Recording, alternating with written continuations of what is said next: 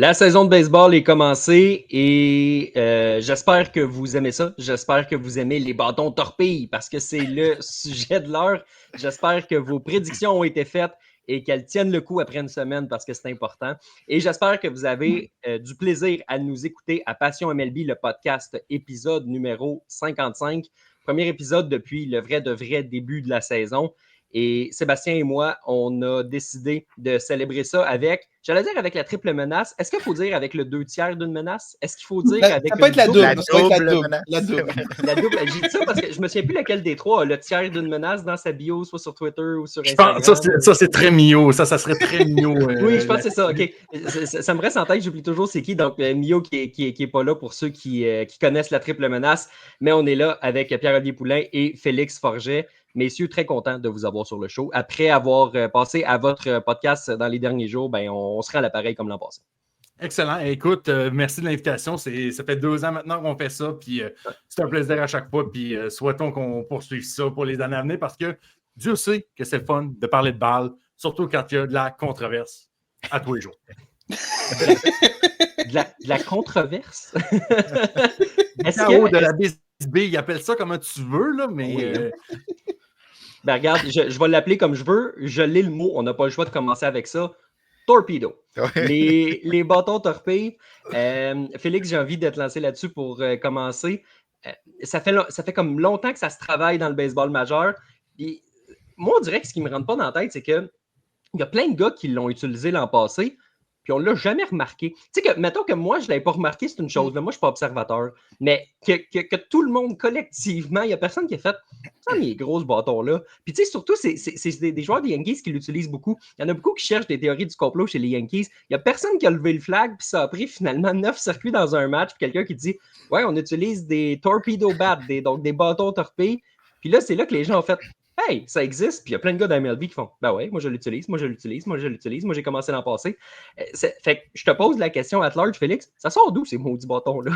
Ça sort d'un gradué de l'Institut de technologie du Massachusetts. Bref, ça sort d'un gars qui est pas mal plus intelligent que moi, qui a compris un peu, que Michael Kay l'a un peu expliqué, puis si Michael Kay n'avait pas parlé de ça, probablement qu'on n'en parlerait même pas aujourd'hui. Mais là, c'est les Yankees, ça fait réagir, ils ont eu une bonne première fin de semaine. Donc, le bâton, un peu, dans le fond, tu en as parlé, Charles, c'est que le baril du bâton, qu'on appelle le barrel, on le ramène un petit peu plus proche pour que des gars qui poussent moins la balle du bout du bâton, par exemple. Fait on prend l'exemple d'Anthony Volpe, qui est un bon candidat pour ça.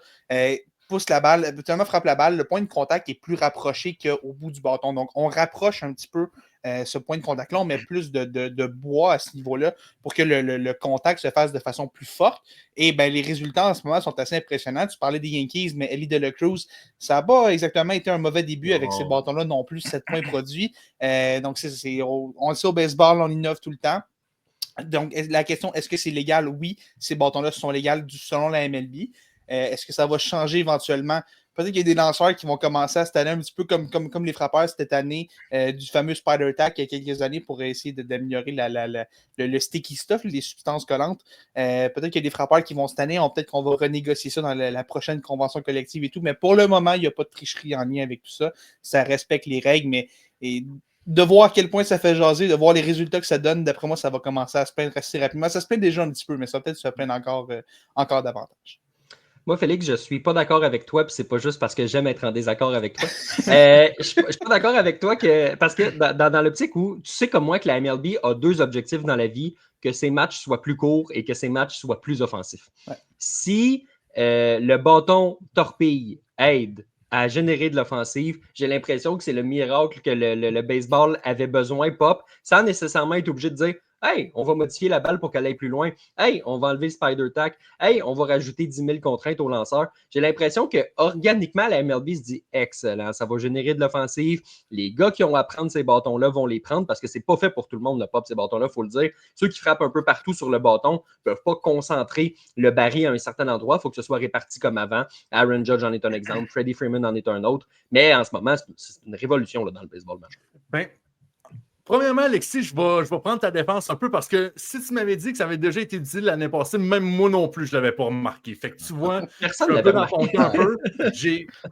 Moi, je pensais que c'était nouveau de genre 7 semaines. Là. Fait que je prends ta défense là-dessus. Moi, ma position là-dessus, OK, c'est légal. Ce que j'aime là-dessus, c'est que le baseball majeur, comme on le connaît depuis quoi? Peut-être les 10 dernières années où c'est beaucoup concentré sur le 3-2 outcomes, qui est le retrait sur des prises, le but sur balle, le circuit. La différence, ce qui a causé ça un peu, c'est que la technologie a tellement aidé les lanceurs dans les dernières années que depuis quasiment 3 ans, on découvre un nouveau lancer qui fait sensation sur Internet à chaque année. Là, ce que j'aime, c'est là, la technologie aide les frappeurs. Parce que là, eux autres, à part avoir une cage de frappeurs, puis un T-ball, puis whatever, ils n'ont pas vraiment de technologie pour s'améliorer au bâton. Donc, moi, je trouve que ça réduit un peu le gap technologique entre le frappeur et le lanceur. Puis pour moi, comme tu dis, si ça peut aider certains gars à avoir une meilleure moyenne au bâton, au lieu de frapper 2-10, mais avoir 35 circuits, si au moins on peut avoir un gars un average Joe qui peut frapper 260 à 280 et avoir le 30 circuits en même temps, pourquoi pas? Moi, je me dis qu'on égalise un peu organiquement le niveau de jeu entre les deux positions principales au baseball. C'est intéressant comme point de vue aussi. Puis, tu sais, on ne le sait pas encore. Puis c'est ça qui est intéressant, Sébastien. On ne sait pas encore jusqu'où ça va nous mener. Tu sais, pour l'instant, on aime ou on n'aime pas. Là, il y a mon père qui nous salue et qui nous dit qu'il aime le phénomène des bâtons torpilles. Mais, tu sais, Sébastien, il va avoir à un moment donné aussi des désavantages à tout ça. Peut-être même déjà avec Giancarlo Stanton qui, tu sais, il y a quelques semaines, on a appris que les bâtons qu'utilisait Stanton l'an passé, créés par quelqu'un qui n'est plus dans l'organisation, auraient été à la cause de ses problèmes au coude. Finalement, on fait 1+1 puis on comprend vraiment que c'est les bâtons torpilles. Qu'est-ce que tu vois là, de tout ça? Est-ce que tu penses qu'on va, plus ça va avancer, puis plus on va se dire, hey, finalement, on découvre plus de négatifs qu'on pensait, ou comment tu vois ça? Ben, dans le cas de Stanton, premièrement, il frapperait avec des cure-dents puis il se blesserait. Là. Fait que... il frapperait des circuits pareils avec des cure-dents. Oui, c'est ça, exactement. Surtout en octobre. Oui, exactement. Je pense qu'une partie de ses blessures qui viennent aussi avec son élan, là, c'est juste un élan du haut du corps. C'est tellement compact, tellement avec puissance que peut-être le bâton a une part du blâme, mais l'élan de Giancarlo aussi. Puis pour revenir à ton point de tantôt, là, notre bon ami Rob Manfred va avoir un dilemme parce qu'il veut raccourcir les matchs, il veut les rendre plus offensifs. Si on a beaucoup de points, ça risque d'être plus long. Fait qu'il va avoir un autre problème qui va se créer. Mais plus sérieusement, on n'a pas le choix d'aller vers là. On le sait, les départements de l'analytique vont toujours aller un petit peu plus loin. Ils vont chercher la faille autant chez les frappeurs que chez les lanceurs. Là, c'est un petit peu le retour du balancier pour les frappeurs. J'ai vraiment l'impression que ça va revenir aux lanceurs dans quelques années. C'est un peu comme ça que le sport se développe. On avance d'un côté, on recule de l'autre, puis à un certain moment, on est presque égal, mais c'est jamais justement presque égal. Il y en a souvent un qui a un avantage. Puis là, l'avantage va peut-être aller un petit peu plus du côté des frappeurs. En tout cas, je préfère ça que des produits dopants puis des scandales à tout bout de champ. Certainement. Ça peut faire moins de risques pour la santé, en tout cas. Giancarlo Stanton, je ne pense pas que ça soit un bon exemple de ce côté-là. Mais bon, il y en a qui disaient sur Twitter, nous autres, notre génération, on n'utilisait pas des bâtons torpilles. Nous autres, on est des vrais hommes, on utilisait des stéroïdes dans notre temps. Jurickson Profile est visiblement de cette génération-là. Tu vois, Non. Hey, les boys, les Astros, là, s'ils frappaient sur des poubelles avec des torpédos, ça rentrerait. Toc! Le stade au complet, le sait que c'est le baseball qui s'en vient. On a Matt ici qui nous mentionne. Excusez-moi, il y a Matt ici qui nous mentionne, c'est pas un bon exemple, Stanton, il regarderait de la peinture sur le mur et il trouverait le moyen de se blesser. Excuse-moi, Matt, est-ce que t'es Brian Cashman puis on le sait pas? Félix, on a une question ici de la part de Jean-Michel par rapport à ça qui nous dit David Schneider, ça pourrait-tu lui être bénéfique le fameux bâton torpedo? On a vu que David Schneider utilise le bâton Torpedo. On a vu d'ailleurs aussi qu'ils utilisent des bâtons B45, ce qui est quand même très cool à noter. Est-ce que tu peux voir une différence dans le cas de David Schneider, peut-être avec ce genre de bâton-là?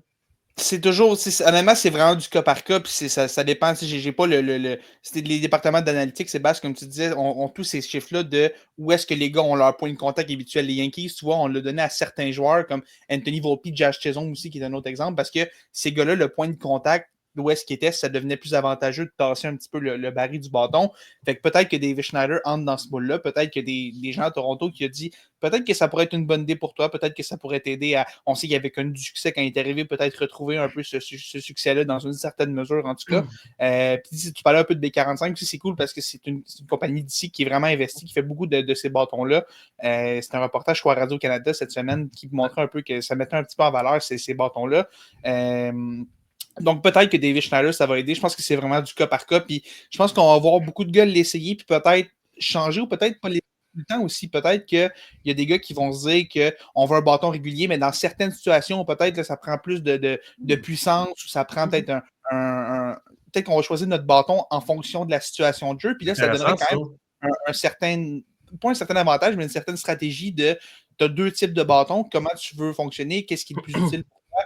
Je pense que c'est pas pour tout le monde, je pense que c'est pas pour toutes les situations ces bâtons-là, mais je pense qu'on va les voir être de plus en plus répandus et peut-être être adaptés en fonction de la situation. Je pense que ça pourrait être une façon de voir ces bâtons utilisés. Donc pour David Schneider précisément, je pense que les Blue Jays ont toutes les réponses pour ça. Puis si on lui a recommandé d'utiliser ce bâton-là, d'après moi, on a une bonne raison de le faire. Donc j'imagine qu'on se dit que ça pourrait l'aider. Mais je pense qu'on va le voir, on va voir beaucoup de gars l'essayer en fonction de leur profil de frappeur et tout. Puis je pense que ça va être utilisé peut-être de façon situationnelle éventuellement.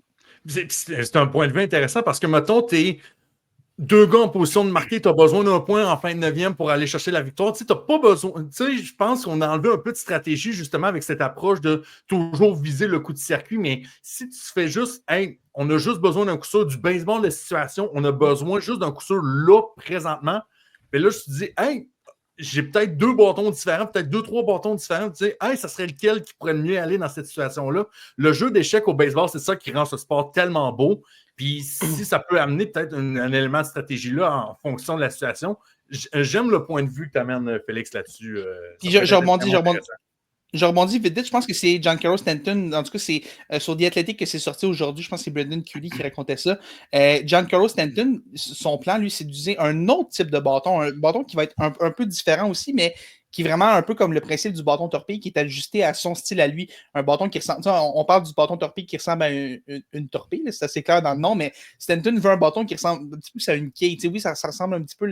Le format ne doit pas être très différent, mais c'est vraiment, on ajuste le point de contact. C'est du cas par cas, du frappeur par frappeur. Puis je pense que c'est ça aussi qu'on va voir. Peut-être que le torpille en tant que tel est comme le premier pas dans le cadre de porte, mais je pense que de plus en plus, les gars vont peut-être vouloir le personnaliser vraiment pour leur profil à eux, des frappeurs de puissance, peut-être qui ont l'habitude de pousser la balle. Stanton, on le connaît, là, va tourner un peu ses bras, tu ne tourneras même pas ses jambes, va juste tourner ses bras, puis tout, puis selon l'endroit où est-ce qu'il la frappe, peut-être que ça va devenir plus avantageux, puis peut-être que selon ton style de bâton que tu vas avoir, tu vas ajuster ta philosophie au bâton aussi. Fait que ça va donner des cas super intéressants. Et peut-être que les lanceurs vont s'ajuster aussi. Si tu as un gars que le baril est au bout du bâton, peut-être que tu l'attaques un peu plus à l'intérieur. Sinon, s'il rapproche, peut-être que tu travailles à l'extérieur. Puis je pense que ça va. Il y a un nouveau jeu de stratégie qui pourrait embarquer avec ces nouveaux bâtons. La game dans la game. Oui, vas-y, c'est oui. Martin Saint-Louis sort de ce corps. Mais c'est exactement dans ces situations-là que le département d'analytique est important. J'ai souvent chialé, vous le savez, contre les petits génies, là, mais qui prennent une décision de retirer un lanceur en 4e manche parce qu'il est à 64 lancés puis le sens du vent vient de changer, ça n'a aucun rapport. Et de décider quel bâton un joueur va prendre, à quel endroit le baril va être placé sur un bâton, c'est à ça que le département de l'analytique sert strictement. C'est pas pour chaque frappeur, puis tu peux déplacer justement ce baril-là. Sur les bâtons torpilles, le bout du bâton est beaucoup plus mince. Hein? Fait qu'un frappeur qui va s'élancer, pardon, surtout au bout du bâton. Là, ça va devenir problématique d'avoir ce genre de bâton-là. Mais c'est justement, le département de l'analytique est au courant de toutes ces données-là, puis pourrait, comme vous l'avez mentionné, les gars, y aller de plusieurs suggestions de types de bâtons à utiliser dans des situations différentes au cours d'un match. Puis là, c'est là que ça devient important d'avoir toutes ces données-là au bon moment. Ça me fait penser quand. Je sais pas, vous autres, Charles-Alexis, puis Seb, si vous étiez bien gros dans le hockey quand vous étiez jeune, mais moi, ça me fait rappeler, tu sais, quand on était jeune, on voyait un bâton, puis tu avais une courbe Alexander Ovechkin ou une courbe Sidney Crosby. Là. Nous, je suis en train de voir un peu, tu sais, peut-être l'équivalent qu'on va voir dans le baseball pour les jeunes, tu sais. Peut-être un bâton plus Giancarlo Stanton, plus Freddie Freeman, peut-être même un bâton qui est plus adapté à Shohei Ohtani. Tu sais, ça va vraiment diversifier le marché marketing pour l'équipement sportif au baseball. Ça va être vraiment intéressant aussi de ce côté-là. Oui, c'est vrai, c'est un bon point. Moi, la seule affaire que j'ai avec ta suggestion, Félix, parce que j'ai eu le temps d'y penser, c'est intéressant comme idée. Ceci étant dit, tu le sais comme moi, prenons le point de vue d'un lanceur. Je ne veux pas te crier, je vais lancer une balle rapide, je vais lancer une balle cassante, je vais lancer une balle courbe. Là, tu arrives au bâton avec une torpille. Ça se peut que le lanceur se dise, ouais, il est peut-être là pour la longue balle comparé à l'apparition au bâton d'avant. Donc, ça va amener vraiment des situations. Tu sais, tantôt, je disais dans la game, ça va en amener beaucoup de est-ce que je suis trop dans ma tête à frapper avec un bâton différemment? Est-ce que je veux vraiment viser telle partie du baril? Comment je veux frapper ça avec un bâton différent? Les joueurs de baseball, c'est des bébites d'habitude. Maintenant, ça va être. C'est le fun. Tu sais, je l'ai dit, c'est une petite révolution qui arrive là, dans le baseball majeur, puis c'est intéressant à suivre. Par contre, ce n'est pas seulement pour la longue balle. Hein. Il faut dire, on augmente la zone de contact, donc on est capable d'avoir plus de contact à cet endroit-là. Absolument. Pas nécessairement pour la longue balle, c'est sûr que ça aide si tu pognes la balle en plein centre, ça va aider. Par contre, tu risques d'aller chercher plus de coups sûrs aussi de cette façon-là. Assurément. Il y a le collègue Pascal Harvey, que je salue, qui nous a dit s'il y a que Trevor McGill qui se plaint, la MLB ne changera rien. Trevor qui? Exactement. Exactement. Moi, j'attends juste le long thread Twitter de Trevor Bauer qui va. Oui. J'ai frappé 50 000 fois avec le bâton torpille. Voici ce que ça donne. Richard Morris ici qui dit ça va faire son temps ce bâton-là. Déjà, il aide de la Cruz après sa bonne game est revenu à la normale. Évidemment, on ne s'attendait pas à 7 points produits à chaque jour. Puis le baseball, ça va demeurer cyclique. Là, ça ne changera pas tout, mais c'est sûr que ça va. Il va avoir un boom au début. Là, ça, je suis d'accord avec ça. Et Matt qui nous mentionne ici que même avec le bâton torpedo, il faudrait des souliers de flash pour Alejandro Kirk pour se rendre sur les sentiers. Encore une fois, ce à quoi je répondrai, ça ne change pas tout.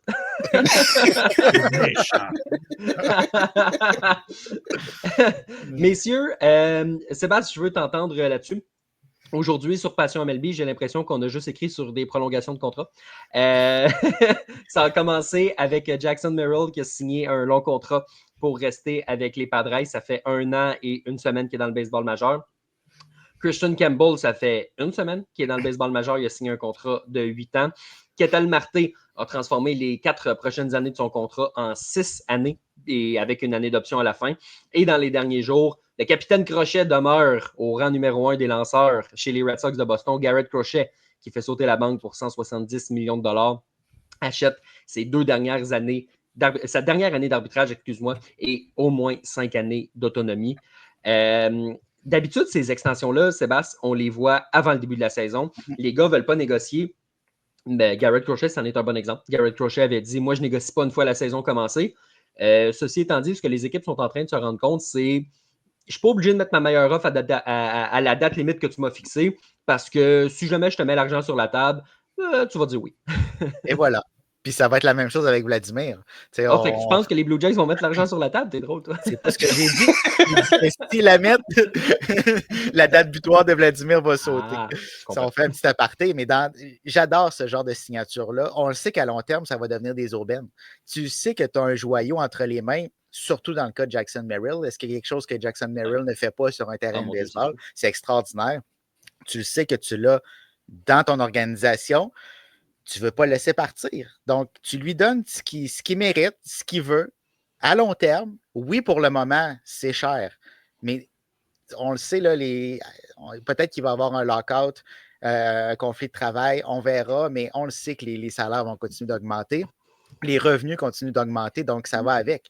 Donc, tu t'assures de garder les services de tes joueurs qui sont importants, qui sont encore très jeunes, qui sont là pour longtemps, au lieu de te rendre à l'autonomie, de risquer de le perdre ou de le signer une fois qu'il est joueur autonome ou de signer un autre joueur autonome que tu vas payer 2 fois plus cher ou presque, que tu n'auras peut-être même pas le même rendement. Donc, pour ces organisations-là qui ont fait ça aujourd'hui, c'est extraordinaire.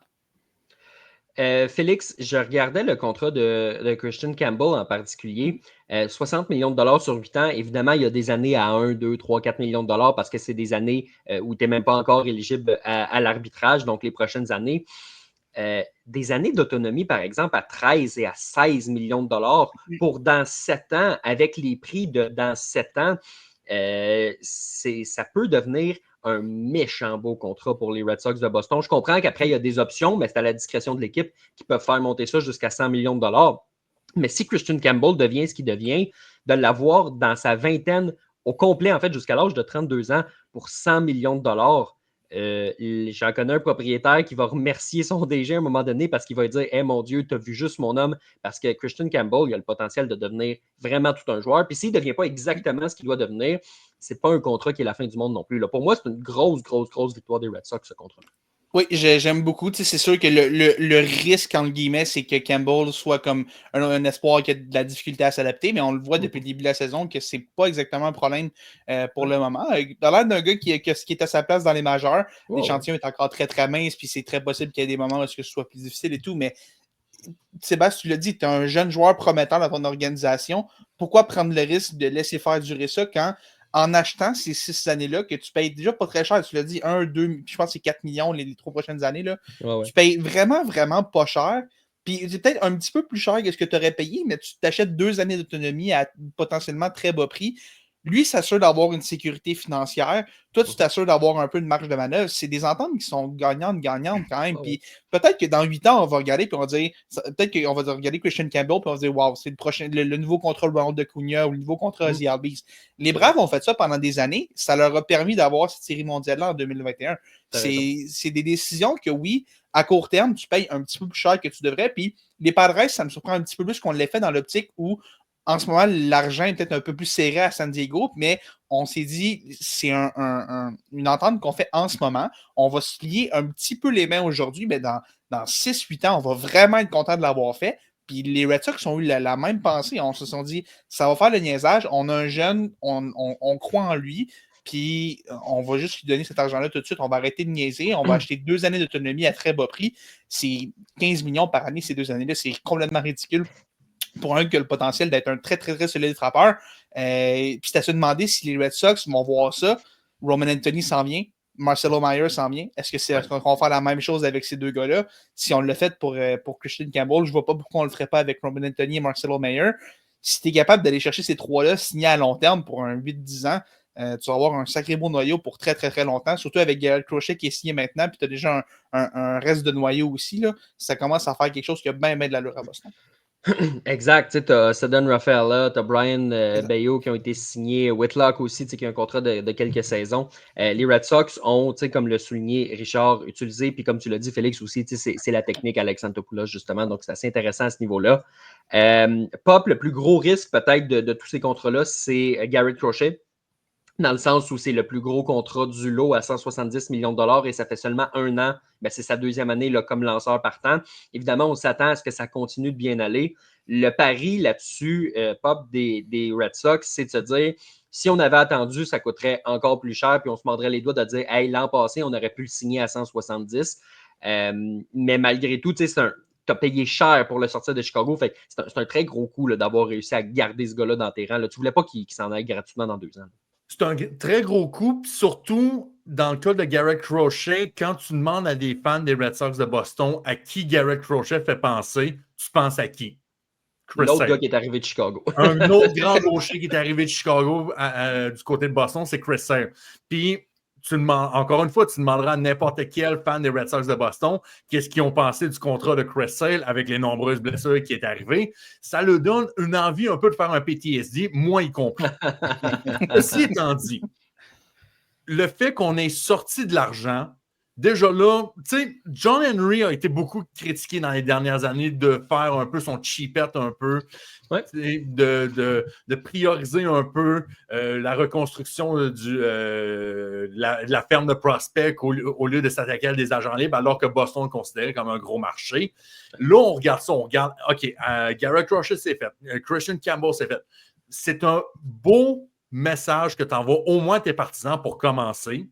Le risque, par exemple, c'est, on sait, avec Garrett Crochet, il n'est pas prouvé pour être un gars qui peut manger 180, 200 manches par saison. Il n'a jamais prouvé ça. Puis peut-être, il n'atteindra jamais ce threshold-là durant les prochaines années.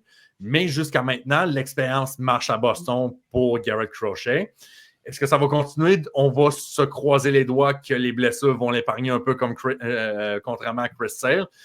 Et tu regardes Christian Campbell et tu as envie de dire Von Grissom, prepare to learn DFA, buddy. Ouais. Von Grissom qui a été impliqué dans la transaction qui a amené Chris Sale au Brand ouais, ça fonctionne dans les Red Sox puis Chris Sale. Bon, j'exagère, il y a quand même eu la Série mondiale. Là, ça a été un beau lanceur à Boston le temps que ça va durer. Ça a été un merveilleux lanceur. Moi, je vais toujours me souvenir de la 9e manche dans le match numéro 5 contre les Dodgers de Los Angeles qui sort. Être David Freese puis Manny Machado arriver à la plate en voyant ça. Pourquoi? Ouais. Puis là, tu regardes ça à Boston, puis c'est vrai que pendant peut-être les 6-7 dernières années, sans mauvais jeu de mots, on a un peu mangé nos bas à Boston, dans le sens où Chainbloom a fait beaucoup de travail pour reconstruire cette banque d'espoir-là. Des fois, on n'a pas été aussi agressif qu'on l'aurait voulu, mais tu regardes Garrett Crochet et Christian Campbell. Christian Campbell, c'est un produit direct de tout ça, d'avoir reconstruit la banque d'espoir. Roman Anthony, Marcelo Mayer aussi. Puis Garrett Crochet, c'est aussi un projet de ça, dans le sens où tu as échangé Braden Montgomery, tu as échangé Carl Thiel, 2 autres gros espoirs. Je veux dire, en ce moment, Chainbloom est parti de Boston comme étant un ennemi public là-bas, là, mais ces 2 signatures-là cette semaine sont complètement impossibles sans que Chainbloom fasse le travail de base. Donc, oui, c'est facile c'est plate pour une équipe de gros marché aussi de faire ces reconstructions-là. Puis des fois, c'est reconstruction entre guillemets. Là. Puis des fois, c'est évitable un peu, parole de Dodgers, là, qui ont encore la meilleure banque de sport des majeurs, même avec une équipe d'All-Star sur le terrain. Là. Mais tu regardes ça, puis des fois, prendre ce petit pas de recul-là, ça peut te placer dans une situation où là, tu regardes les Red Sox en ce moment, puis tu te dis sérieusement, tu peux me faire croire que ça va être aspirante pendant 10-12 ans, si c'est pas plus. Parce que tous les morceaux sont en place en ce moment. Là. On a signé nos joueurs, on a plein de bons jeunes, on en a d'autres bons jeunes qui s'en viennent, puis on utilise nos jeunes en excellent pour aller chercher des gars qui nous aident. En ce moment, ça me semble être assez parfait à Boston, puis il faut donner du plaisir à tout le monde pour avoir la grosse job sale de prendre le gros du blanc pour ça, puis ça rapporte aujourd'hui. Absolument. Si je suis un partisan des Cardinals en ce moment, sachant que là, il travaille sur le développement des Cards, puis que dans 1 an, il va prendre la présidence, probablement que je suis plus encouragé que je l'étais si tu me dis que Chainbloom va devenir mon président il y a 2 ou 3 ans, mettons, par exemple. Puis, ajoutons à ça que les Red Sox aussi ont dépensé. On n'a pas eu peur d'ajouter un Alex Bregman, qui est un des joueurs les mieux payés du baseball majeur, oui, sur un court contrat, mais c'est vraiment pas tout le monde qui gagne 40 millions de dollars par année. Donc, non, franchement, bravo à ce niveau-là aux Red Sox de Boston. Sébastien, ça nous est-tu déjà arrivé d'attendre une demi-heure avant de lancer le bloc des Blue Jays? Pas à ma mémoire. Ça ne durera pas 1 heure, hein, cet épisode-là. Pas parti pour ça. Oh ben, let's go. Parle-nous ça. OK, Blue Jays, let's play ball. Les Blue Jays de Toronto qui ont une fiche de 5-2 après une semaine. Balayage des Nationals de Washington. Il y avait une fiche de 1-2 après les 3 premiers matchs et les 2 défaites étaient pesantes. Depuis ce temps-là, 4 victoires consécutives contre Baltimore et par la suite 3 contre Washington. Patrick qui nous dit, est-ce qu'on va parler d'Andrés Giménez? Oui, on va parler d'Andrés Giménez. Surtout toi, Charles, on veut t'entendre. Ben, écoute, après une semaine, je m'excuse, Andrés. Oui, excuse-moi. Mais Charles, à ta défense, qui a vu le line-up partant au match numéro 1 des Blue Jays et a vu Andrés Giménez, 4e frappeur, puis dit c'est une excellente idée. Il n'y a personne. Ben, John Schneider, puis peut-être les petits génies. Oui, sûrement. C'est pour ça qu'ils ont le mot génie dans leur nom, pour moi. Mais.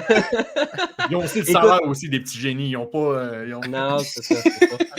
Écoute, Andrés Giménez, je ne sais pas si ça va durer. J'imagine qu'il y a beaucoup de. La réponse est non, Charles. J'essayais d'être optimiste.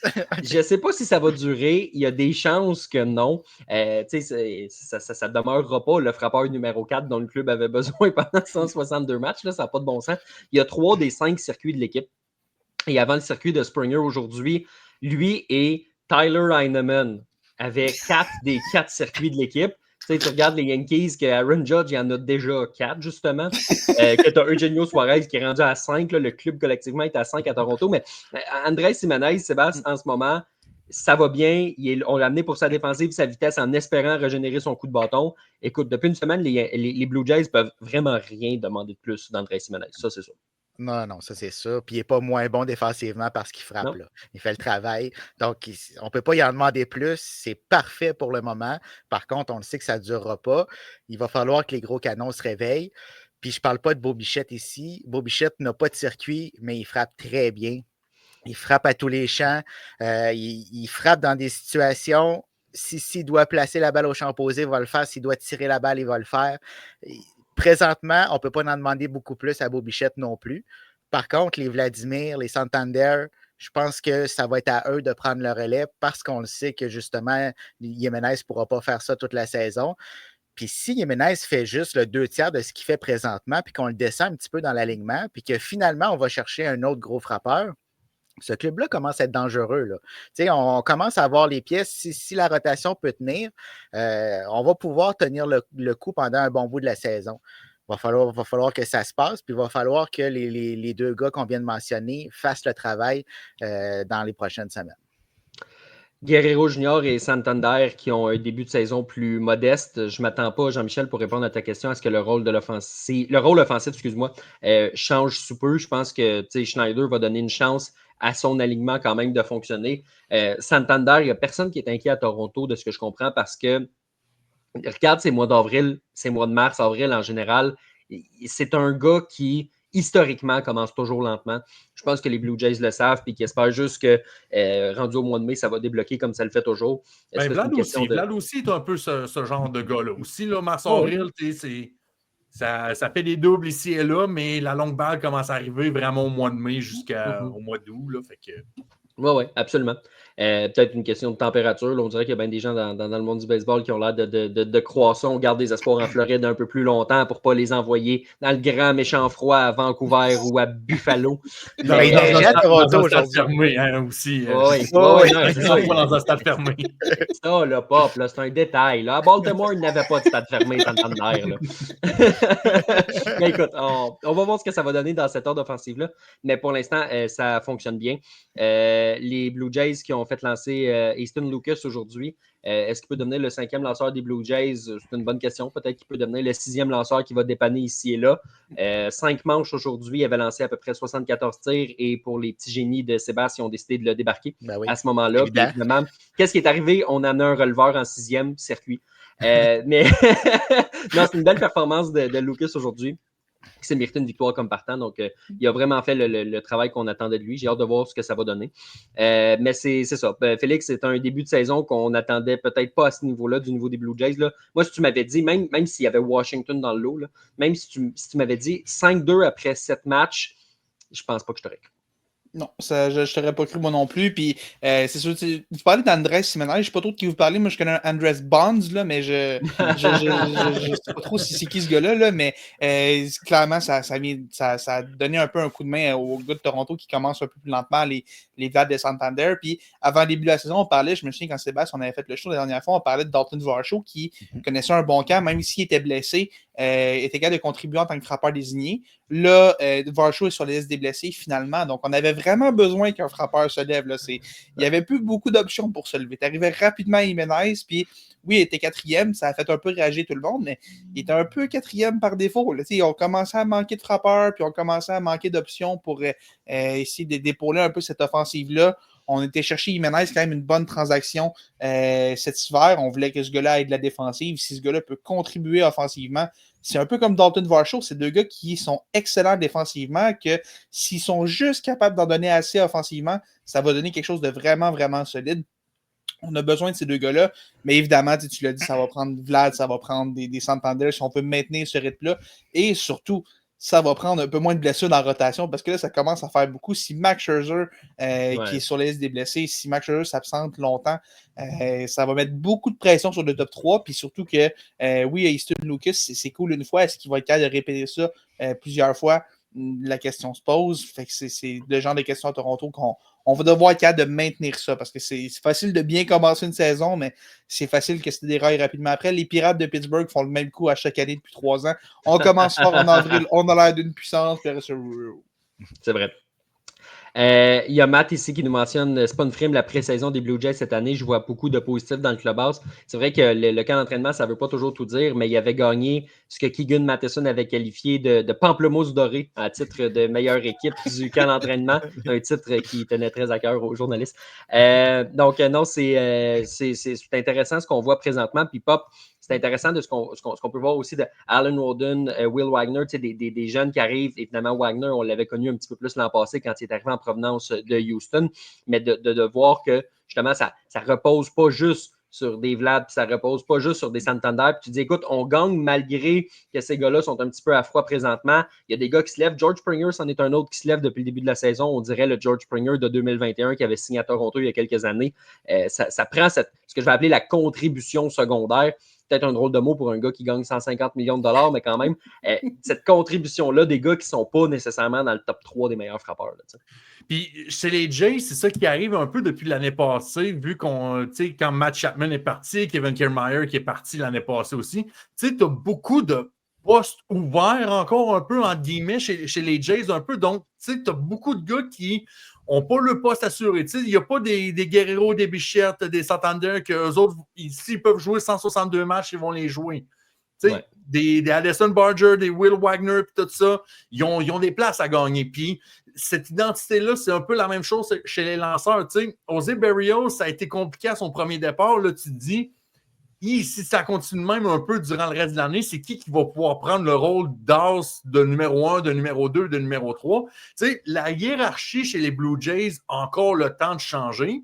Ouais. Et heureusement que le 5-2 arrive pour deux raisons. De un, statistiquement, tu as beaucoup plus de chances de faire les séries rendues en octobre si tu commences fort au lieu du contraire. Et deux, ça peut convaincre un beau Bichette de dire « Hey, on a peut-être quelque chose qui peut se travailler. Peut-être que je pourrais me commettre aux Jays, puis peut-être signer à long terme, puis peut-être que Ross Atkins voit ça et dit « Hey, sais-tu quoi, beau Bichette, il y a de quoi faire avec le futur aussi. Pourquoi pas te garder puis construire quelque chose avec ça. » C'est surtout ça pour les fans. T'sais. On parlait beaucoup, nous autres, moi, Félix Mignot, dans notre podcast, que si rendu au mois de mai, mois de juin, on est 10 matchs au dernier rang de la tête dans l'Est de l'américaine, qu'on arrive à période de transaction, puis on dit hey, c'est dommage, mais on tire la plug, puis beau Bichette, c'est terminé. On ne sait pas. Là, on envoie un message, c'est positif, mais il faut que ça dure dans le temps après ça. Assurément. Ça va être une drôle d'équipe à suivre pour toutes sortes de raisons, les Blue Jays de 2025. Dans une drôle de division aussi. Dans une drôle de division. C'est drôle, hein? Les Blue Jays gagnent, on n'entend pas parler du contrat de Vladimir. Ah ben! Mais là, le club s'en va à New York puis à Boston. Fait qu'attends une minute avant de dire qu'on n'entendra pas parler du contrat. Cette phrase-là, Sébastien, ne va pas bien vieillir. Mais pour l'instant, je parle juste date, présent, là. En date de mercredi soir à 20h40, oui. Je te donne raison. Je disais les Blue Jays, drôle d'équipe aussi. Patrick Boivin ici qui nous dit les Jays qui jouent au baseball, ça fait du bien. 2 amortis sacrifices de suite hier. L'an passé, il y en a eu 14 dans toute la saison. J'écoutais la game à Sportsnet aujourd'hui, puis après le match, il y a Joe Siddall justement qui parlait de la petite balle, puis il dit « Moi, j'appelle pas ça de la petite balle, j'appelle ça du baseball. » Puis ça m'a fait très comme phrase parce que c'est sûr que ça va appeler à certaines personnes qui n'aiment pas justement la tendance qui est de retrait au bâton ou coup de circuit. Mais si les Blue Jays s'en viennent vers ça, tu sais, quand John Schneider a été engagé, il avait promis un style de baseball plus agressif sur les sentiers. Ça a duré 2 semaines et quart. Puis après ça, c'est redevenu ce que c'était pendant quelques années. Ouais, écoute, 1 semaine et quart. Donc, on verra ce que ça va donner du côté de Toronto. Toronto qui, écoute, peut-être qu'on va considérer signer un JD Martinez. J'ai des doutes à ce point-ci. J'ai l'impression qu'on va peut-être donner des chances à des jeunes à la place avant d'engager un vétéran comme ça. Mais c'est un club qui est intéressant et qui est curieux à suivre quand même. Puis on ne sait jamais ce qui peut se passer avec les Blue Jays.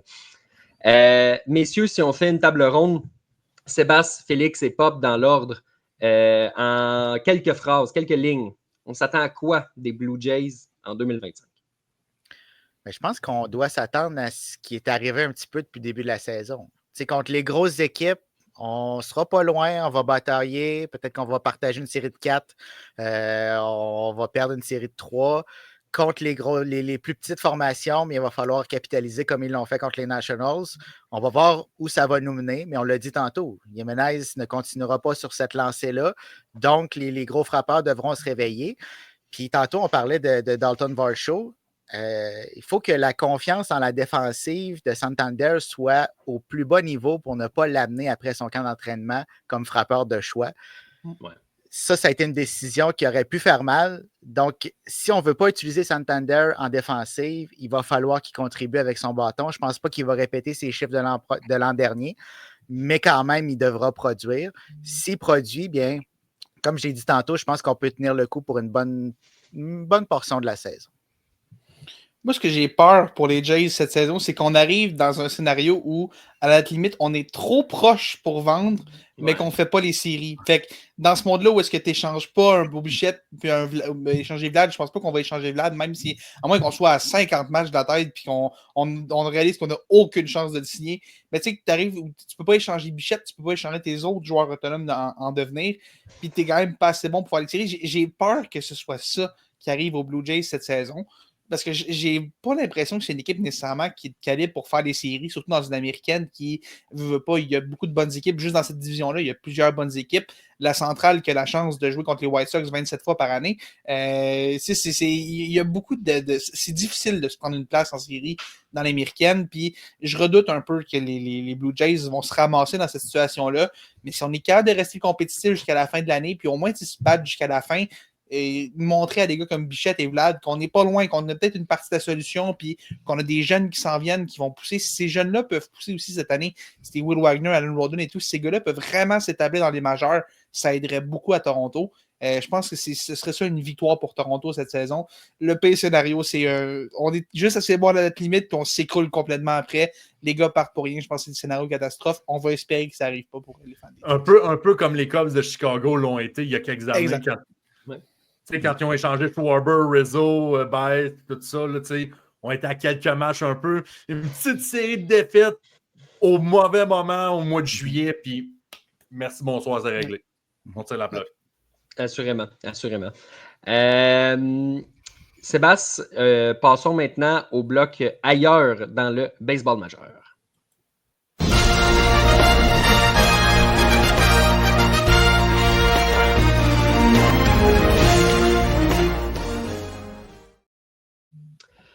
Je veux qu'on glisse un petit mot sur les Québécois qu'on va voir évoluer en 2025 dans le baseball majeur. Et il y a une transition parfaite avec le bloc des Blue Jays, comme nous l'a offerte Richard sur un plateau d'argent.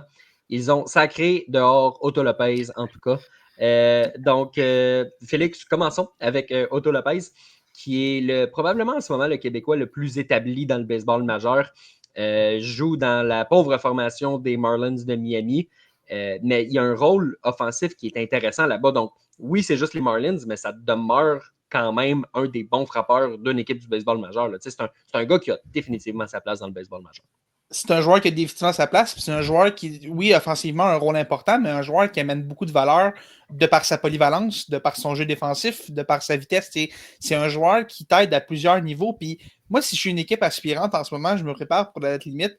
Je me dis qu'un Otto Lopez, peut-être en sortie de banc ou comme joueur d'utilité, ça peut vraiment devenir une option intéressante parce que ce gars-là, en ce moment, est l'un des meilleurs joueurs des Marlins, puis est capable d'aider. C'est le joueur parfait que tu veux dans un rôle de soutien et tout.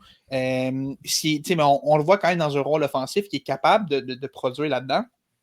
Mais si on est capable d'aller le chercher, peut-être, je nomme les Yankees, peut-être une équipe comme les Dodgers, les gros méchants Dodgers qui pourraient peut-être aller chercher un petit peu plus de renfort, mais c'est le genre de joueur comme ça, le genre de joueur qui se fait tellement bien changer à date limite puis qui va un peu n'importe où. Mais en ce moment, Otto Lopez avec les Marlins, c'est vraiment une belle histoire, Otto Lopez qui a réussi à Toronto, ça ne levait pas trop, a pris la direction des Marlins et finalement a réussi à s'établir là-bas. Belle histoire de résilience dans son cas.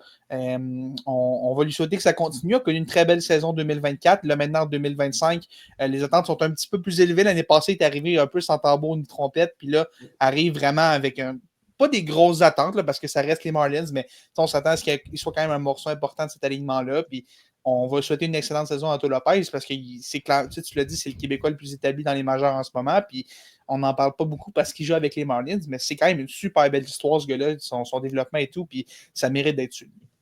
Es-tu en train de dire que les Marlins pourraient échanger un joueur qui contribue à leur alignement? Ça serait du jamais vu, ça? Oui, être un bon joueur en Floride, tu ne vas pas magasiner trop agressivement les appartements. Non, c'est ça. Pop, parlons d'un autre joueur qui est dans le baseball majeur et lui, il est dans un climat assez différent de la Floride. Édouard Julien avec les Twins du Minnesota. Ça n'a pas été facile pour lui l'an passé. Il a eu de la difficulté à garder sa place. Là, a fait sa place après au camp d'entraînement. Qu'est-ce que ça va prendre pour qu'Édouard Julien s'établisse pur et dur dans le baseball majeur avec les Twins? C'est pas compliqué, Charles-Alexis, c'est de la constance. C'est juste ça que ça prend. Est-ce que, pas nécessairement parce que, tu sais, je me souviens qu'il y a, l'année passée, il y avait John Heyman, je pense, qui avait dit qu'Édouard Julien, c'était le genre de joueur qui, éventuellement, pourrait gagner un championnat des frappeurs. Ce que j'étais d'accord avec quand on regardait Édouard Julien. C'est pas un gars qui chasse tout le temps des mauvaises balles quand il se présente au bâton. Il a un profil intéressant, justement, pour avoir une bonne moyenne au bâton. Fait que de ce côté-là, les outils sont là. La constance va devoir être là. Puis, je dis pas d'être un niveau élite tout le temps. Juste être bon, above average, puis de continuer ça sur 162 matchs, parce que Édouard Julien, un peu le narratif qui est autour de ça, c'est en ce moment, il profite des blessures pour voir de la balle un peu. Quand les Twins vont avoir tout le monde en santé, surtout en position au deuxième coussin, est-ce qu'on va devoir prendre des décisions difficiles? Est-ce que Édouard Julien va devoir forcer un peu la main des Twins de le garder dans la grande ligue au lieu de l'envoyer dans le AAA? Tu sais, je pense que ça va être ça qui va faire en sorte que si Édouard Julien veut rester, qu'il prouve aux Twins que quand il se présente au bâton, si tu n'as pas le résultat escompté, au moins il se bat. Tu peux te dire au moins il s'est battu, il y a des bonnes présences au bâton. Avec le temps, les résultats vont mener. Mais si on voit que on n'a pas ces signes-là, ben, je pense que le 3 va l'appeler peut-être plus rapidement qu'on le pense. Puis je pense que la défensive aussi, je pense que ça va passer par là aussi. On le sait, c'est pas mal la grosse critique qui est adressée depuis qu'il est arrivé dans les majeurs et pas nécessairement un excellent joueur défensif au deuxième coussin. Puis déjà qu'il y a de la congestion. Le poste de frappeur désigné, il y a aussi de la congestion au Minnesota. Parce que s'il y a de la congestion à l'avant-champ, on veut placer quelqu'un frappeur désigné. Surtout s'il y a un gars comme Royce Lewis, peut-être revient de blessure, on ne voudra pas le surmener trop. Donc ça va être la défensive. Il travaille fort là-dessus. Mais c'est à ce niveau-là, la constance, la défensive, je pense que c'est les deux clés du succès pour Édouard Julien cette année. On le veut à sa première année dans les majeurs, est capable de contribuer, est capable d'être un élément offensif de qualité dans une formation. Maintenant, c'est de mettre les morceaux du casse-tête ensemble. C'est souvent ça pour les espoirs qui passent au prochain niveau. C'est le casse-tête est là, les éléments sont là, il y a tous les morceaux. Maintenant, il faut juste qu'il réussisse à assembler tout ça parce qu'il y a le talent clairement pour être dans les majeurs. Ça, c'est sûr. Puis, historiquement, le sophomore slump, la gang de la deuxième année, c'est un vieux cliché, mais ça existe. Je pense qu'Édouard Julien a un peu vécu ça un peu. Maintenant, c'est quasiment un passage obligé dans le sport professionnel. À ta troisième saison, c'est de voir les vrais professionnels, c'est qui s'en sortent après avoir été envoyés au tapis. Là. Puis Félix, tu parlais de congestion à l'avant-champ. Il y a de la congestion à l'infirmerie aussi chez les Twins. Tu sais, souvent, Carlos Correa est sur la liste des blessés, Royce Lewis. Fait qu'il va devoir saisir ces opportunités-là pour se mettre en avant. Quand il va avoir la chance de jouer, comme vous l'avez dit, les gars, défensivement, il devrait être solide. Et il devra aussi couper les retraits au bâton. Il y a un excellent œil au bâton, mais l'an dernier, il y en avait beaucoup trop pour cet œil au bâton-là. Donc, s'il est capable de faire ces deux choses-là, je pense qu'il est capable de conserver son poste cette saison. Donc, ça, ce sont les deux joueurs, les deux Québécois qui sont dans le baseball majeur présentement. Sébastien, il y en a deux qui cognent à la porte, deux gars qui ont de l'expérience dans le baseball majeur. Charles Leblanc, qui est dans l'organisation des Braves d'Atlanta, et Abraham Taureau, qui a décidé de signer avec les Red Sox de Boston. Les bonnes équipes ont besoin de profondeur. Les mauvaises équipes aussi, d'ailleurs, ont besoin de profondeur. C'est que c'est pas de la profondeur, eux autres, c'est des joueurs établis. Non, mais ce que je veux dire, c'est que c'est ça, d'avoir de ces gars-là qui sont intéressants dans le 3A, c'est des belles cartes pour les deux directions. On va voir, à moins d'une catastrophe, on va voir Charles Leblanc à Atlanta en cours de saison. On va voir Abraham Toro à Boston aussi en cours d'année. Oui, je pense que oui. La seule chose, c'est que ça ne sera pas facile. Puis je pense que les Non. deux gars étaient bien au courant que ça ne serait pas facile. On arrive dans des organisations qui sont bien nantis. Si on prend le cas de Toro, il devait se battre avec un avant-champ qui a expulsé Devers du troisième coussin. Ah, il y a congestion au troisième but. Là. Oui, mais oui, il y a une certaine congestion. Mais là, il se retrouve dans les mineurs, puis il y a congestion dans les rangs mineurs à l'avant-champ. On est vraiment, vraiment pacté à ce niveau-là chez les Red Sox. Ouais. Donc, je pense qu'on va le voir, mais il devra travailler très fort au niveau des mineurs pour pouvoir remonter. Puis c'est un peu la même chose pour Charles Leblanc. Il arrive dans une organisation qui veut se battre pour la Série mondiale. Bon, pour le moment, ça ne va pas très bien, mais je pense qu'ils sont capables de se relever. Donc, lui aussi devra travailler fort pour faire sa place parce que c'est pas vrai qu'un joueur qui est établi présentement dans ces deux formations-là va lui laisser le passage tout cul dans le bec. Messieurs, qui dit début de saison, dit prédiction. Je sais que ça fait une semaine que la saison est commencée, mais on avait déjà fait nos prédictions. Pour ceux qui ne nous croient pas, vous irez voir sur lepassionmlb.com. Sébastien en a fait des textes, des preuves tangibles qu'on ne mentira pas dans cet épisode et qu'on va garder nos mêmes choix. J'espère que personne ici avait Rafael Devers comme MVP. Non, mais peux-tu effacer le bout où j'avais dit les Brewers de Milwaukee allaient gagner la division centrale de la nationale? Peux-tu effacer ce bout-là? Mais tant que tu n'as pas dit que Nestor Cortez gagnait le Cy Young, c'est correct. I'm good sur ce côté-là, c'est correct. Ah, mais là, Pop, t'as oublié quelque chose. Là. La série contre les Yankees, c'est fini. Là, et puis ça peut juste mieux aller. Là. Hey, écoute, si tu fais pire que ça, mais je comprends qu'après 3 matchs, c'est sûr qu'il en reste 159, puis il ne faut pas s'exciter avec ça. On est encore au mois de mars.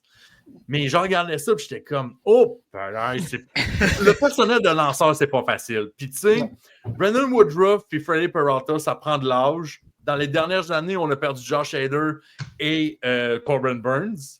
Et on n'a pas tant renouvelé que ça dans l'enclos des lanceurs ni des releveurs là-dessus. Et là, en plus, tu as William Adames, un gars qui t'a produit 100 points l'année passée, que tu as perdu au Free Agency, que tu n'as pas vraiment remplacé non plus. Et je regarde des organisations comme les Cards de Saint-Louis qui montrent de belles choses en ce début de saison-là. Les Cubs qui sont vraiment équipés, mettons, en talent pur, élite, avec un Kyle Tucker et un Pete Crow Armstrong dans le champ, peut-être que ça va rendre cette course-là beaucoup plus intéressante et beaucoup plus serrée que je pensais. Mais Milwaukee, comme je disais un peu dans notre pod de dimanche dernier, finalement, je regrette un peu d'avoir mis mes jetons sur Milwaukee là-dessus, par exemple. Il est encore tôt. Il est encore de bonheur. Il est encore de bonheur, c'est sûr. Messieurs, donc je veux qu'on se lance dans le jeu des prédictions. Pop, si je te demande tes 2 MVP en vue de la saison 2025, Ligue nationale, Ligue américaine, que me répondras-tu? Est-ce que je suis obligé de reprendre les mêmes que j'ai dit à Sèvres en début de saison? Mais pour le bien du jeu, oui. Là, mais... Je viens de dire qu'on mentira pas. Là. On va pas mal paraître. Là. Moi, ce que j'avais dit pour la Ligue américaine, moi, j'avais parié que Vlad Guerrero Jr. utiliserait sa colère de ne pas avoir signé avec les Blue Jays pour connaître la saison de sa vie et faire exploser la banque pour gagner un MVP dans l'américaine. C'était entre lui et Bobby Witt Jr., c'est un peu le choix un peu sexy, un peu dans l'américaine, là, avec la saison qu'il a connue l'année passée. Je ne pensais pas qu'Aaron Judge aurait encore une aussi grosse saison comme on voit depuis 3 ans, mais finalement, je suis en train de me rendre compte que ça aussi, je suis un peu dans le champ de ce côté-là. Et j'ai voulu aller chez les Mets, mais je n'ai pas voulu aller chez Juan Soto. Moi, je voulais aller chez le dauphin de Shohei Ohtani l'année passée en Francisco Lindor. C'est lui le cœur et l'âme de cette équipe-là, même si Juan Soto arrive avec son talent et son immense salaire, ça reste encore lui le cœur et âme de cette équipe-là. Et à part Shohei Ohtani, oui, qui est encore le favori cette année pour l'emporter, c'est vraiment une course qui est vraiment ouverte pour plusieurs spots pour la nationale, du côté du MVP au moins. Là. Ça va être une course intéressante. J'ai aussi Shohei Ohtani parce que je pense pas avoir à m'expliquer, là, parce que... Par exemple, Charles-Alexis, est-ce que tu avais Shohei Ohtani comme frappeur et lanceur au début de la saison qui gagnait l'MVP? Peu importe. Pour commencer la Peu saison. importe. Peu importe. Pour commencer, je m'attends à ce qu'il lance un peu cette année, pas nécessairement beaucoup. Mais ouais, il est encore dans son prime. Le temps qu'il va être dans son prime, je pense que tu n'as comme pas le choix de prédire Shohei Ohtani à ce niveau-là. Puis un peu comme tout le monde, j'ai hésité avec Bobby Witt Jr. Je vois que certains ont choisi de le prendre. Je m'attends à ce qu'ils reçoivent beaucoup de votes. Je suis allé avec José Ramirez parce que c'est question de feeling. Enfin. J'ai l'impression que les Guardians vont faire des belles choses. Puis je pense que ça va passer par lui. Donc, je suis allé avec José Ramirez de ce côté-là. Sébastien, de ton côté, je vois aussi du Shohei Ohtani du côté de la nationale. Oui, qui lance ou qui lance pas. Moi, j'ai cherché fort là, pour mettre quelqu'un d'autre, puis j'ai pas On été n'en connaît capable. pas d'autres. Hein? On ne connaît pas tant ça, la balle. Non, c'est ça. Là, je connais juste Shohei, puis j'ai dit, Ouais. bah, il doit être pas pire, là, mais non, ouais. j'ai pas grand-chose à ajouter à ça. S'il demeure en santé, je pense qu'il va remporter le titre encore une fois.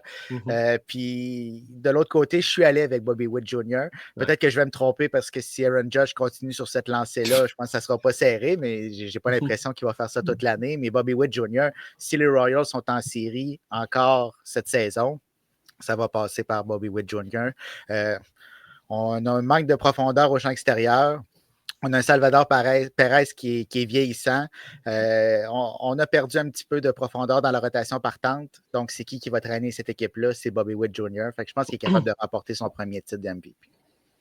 Félix, de ton côté, je vois le choix que tu as mentionné ici du côté de la Ligue nationale. On n'a pas été du côté de Shohei Ohtani. On reste en Californie, par contre. Oui, je pense que c'est l'année où est-ce que Fernando Tatis Jr. va rappeler à tout le monde qu'il est Fernando Tatis Jr. On se souvient, ses premières années étaient extrêmement dominants offensivement. Défensivement, des fois, c'était un petit peu plus difficile à l'arrêt court. On a profité de sa blessure, sa suspension pour faire de lui un voltigeur à temps plein. Finalement, juste gagner, juste de la défense de calibre gant de platine, rien de moins au champ extérieur. Ouais. Et je pense que là, cette année, il y a eu l'ajustement défensif, mais là, les suspensions, les blessures et tout, c'est derrière lui. Et on sait qu'il y a un bâton dans Fernando Tatis. On sait que c'est un gars qui peut taper du 40 circuits. On sait que c'est un gars qui peut voler une quarantaine de buts. Et je pense que les Padres vont vraiment avoir besoin de lui cette année. Et je pense qu'on va finalement voir la saison MVP de Fernando Tatis qu'on attend depuis des années. Parce qu'on voyait que les morceaux étaient là. C'est un peu comme Édouard Julien, mais à un autre niveau, disons. Là.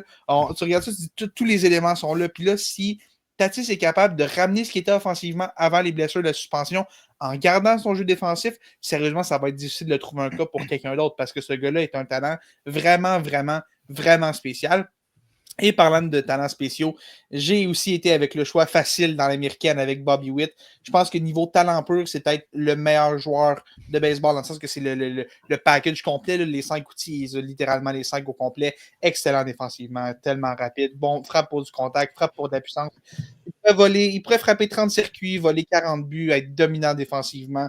Ce gars-là a tout pour être excellent, gagner un MVP. Puis l'année passée, je pense qu'Aaron Judge l'a vraiment pas volé. Là. Je pense pas que personne va me faire croire qu'Aaron Judge a volé ce MVP-là. Mais il suffit qu'Aaron Judge, ça descende un petit peu. Il suffit que la perte de Juan Soto diminue juste un petit peu son nombre de circuits. Quoi que l'année passée, à la fin du mois d'avril, il y avait 3 circuits, puis on sait comment ça a terminé. Il y en a déjà 4 au début du mois d'avril. Mais tu regardes ça, je pense que Bobby Witt va avoir une autre excellente saison. Un jeune joueur tellement talentueux. Je vais avec Bobby Witt dans l'Amérique. Du côté du Cy Young, Sébastien, on commence avec toi. Qui sont tes choix pour le Cy Young? Est-ce que tu penses, comme Patrick ici, qui pense que Yoshinobu Yamamoto gagnera le titre de lanceur de l'année dans la nationale? C'est pas mon choix, mais c'est pas impossible non plus. Moi, je suis allé avec 2 revenants. Dans la nationale, Spencer Strider. Moi, ce que j'ai vu au camp d'entraînement, il revient de loin. Il était déjà dominant. Souvent, ça prend du temps avec un lanceur se mettre en marche. On l'a vu avec plusieurs, dont Garrett Cole. C'était pas la même opération, mais l'an dernier, ça a été très long avant qu'il prenne son air d'aller. Spencer Strider est arrivé, puis c'est comme s'il n'était jamais rien passé. Donc, je pense qu'on va être prudent, c'est sûr et certain, mais je pense que s'il est aussi dominant que ce qu'on a vu, il peut remporter le trophée Cy Young dans la nationale. De l'autre côté, un autre revenant, Jacob deGrom, lui aussi, s'il demeure en santé, il a tellement été dominant par le passé, je ne pense pas qu'il va revenir à ce niveau-là, mais même un Jacob deGrom qui est un petit peu diminué est probablement meilleur que beaucoup de lanceurs dans cette ligue américaine-là, donc j'y vais avec ce choix-là. Sébastien, tu le sais qu'il faut lancer plus que 82 manches pour gagner un Cy Young? Aucun problème avec ça. Okay, Qui lance plus que 82 manches aujourd'hui dans le baseball? C'est ça.